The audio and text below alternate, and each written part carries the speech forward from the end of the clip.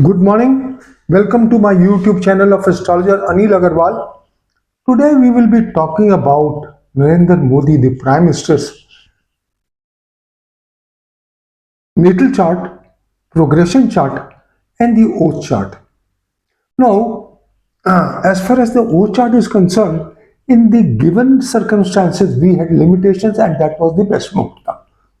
No astrologer has pointed out that it was Amritakal and three planets Saturn, Jupiter, and Moon in Pushkar Navamsh and Moon Vargottam. The only limitation in the chart was that Moon was in Pasta Nadi, so he will have moderate results. And Lagna Lord in 6th house and 6th Lord aspecting the Moon and the Lagna, there will be controversies. But on the whole, the chart is very good in the given circumstances, because he took on 8th and 9th, he took different times, but I had posted on his Facebook that the best time available is between on the 9th between 17:22 hours, sorry, 19:22 hours to 19:30 hours, and probably, and we all know that he took the oath at 17:25 hours. The Scorpio Lagna and Pisces Navamsha, in both cases, Jupiter is aspecting the Lagna. I don't know how the astrologers are saying that the Muhurta is not good. In Muhurta, the basic parameter is the Lagna should be Shirshode and it should be aspected by Jupiter. And the 7th Lord is weaker than the Lagna Lord. So, where is the question? From the point of view of our chart, people are predicting because it is a coalition government, so it will not last. So that's how the astrologers are also predicting that way. They are not doing a genuine prediction, and it is a half-cooked rice, so the predictions are not correct as per Ocha. But I had mentioned that there are limitations.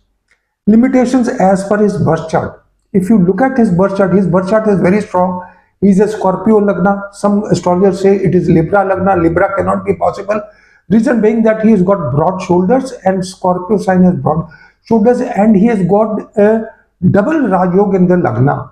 From Lagna, Panch Mahapurush Yog, and then Ruchika Yog, and then Chandra Mangal Yog, and from Moon also Chandra Mangal Yog and Panch Mahapurush Yog. How can a Prime Minister have Lagna Lord and 10th Lord in the 11th house and he becomes the Prime Minister? This is more workable, and the time has to be not 12 o'clock as taken by the astrologers, it is 11:50. The reason being the Scorpio Lagna and Libra Navamsha gives a charismatic personality, and that's what he has. So all the astrologers are not doing any homework, and they're just giving the predictions, and just like a half-cooked rice. Now, right now the year is very good. Moon is in the nakshatra of Saturn, and Saturn is in Amrit Bhag.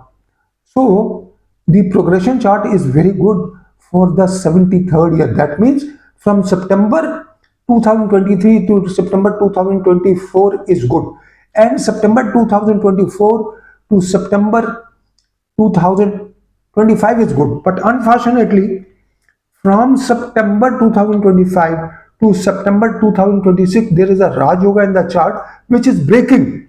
Not a single astrologer has talked about it because they only use Parashar. Nobody is using the Tamil classics and the Nadi, Agastya Nadi. Now, as per this, when the yoga which is in the birth chart, it breaks, that is the time for fall.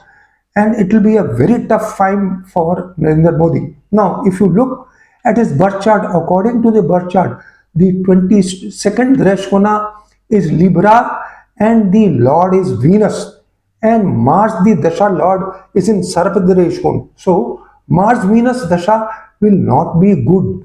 Mars Venus Dasha can create problems for health, but nothing fatal, because but the year September 2025 to September 2026, the 6th Lord Mercury is in Rahu Ketu axis in the DH chart, which shows some chronicity. So that time between that period is not good for his health, it is not good for his career, the toughest time in his life, and the tenure can also suffer.